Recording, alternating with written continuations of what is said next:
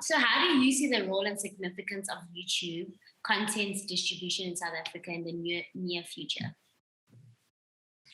I mean, it's great. Like, it's growing. Like, literally everyone and their mother has a YouTube channel now, which is great. It's not a bad thing. Yeah. It's a cool thing because we're not all, like, now we have an opportunity to make our own content. There's no one to ask. We don't have to talk to commissioning editors. Like, just get a Gmail account and you just hit upload, which also opens up a world for like whole types of content. Like, I've realized, like, if I want to Google something, I love watching like the South African review of it. It would be nice if it's a South African review, then I like, okay, he's from South Africa. The plugs are the same as the ones I have, things like that. Like I can see how it is versus watching something from America. It's like you get like direct experience.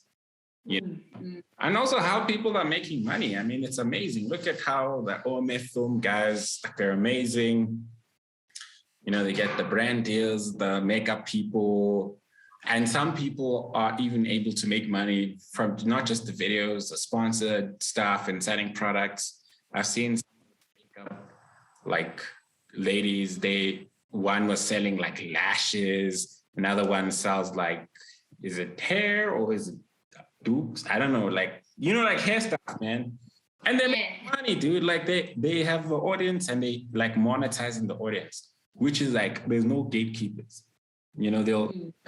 It's fascinating to see that they make hair content and then they'll have their own e-commerce site and they sell and they make money and people buy it because it's them. They're not on commission from anyone. Like back in the day, like say, like if you make something for MultiChoice, you can't really sell like I don't know, if you make a cartoon for MultiChoice, you can't sell the merch.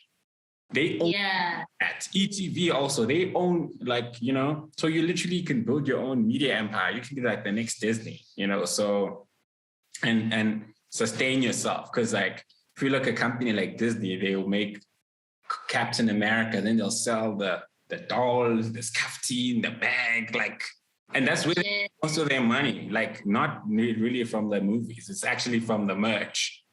And they own that stuff forever. So if we can do that, like, we can make really, really awesome content and live off our own fans, It's also great, Gucci, like, we have direct contact with your audience. Like, I remember I was watching the Maggi podcast and they had like a new background and people were like, what is this? This sucks.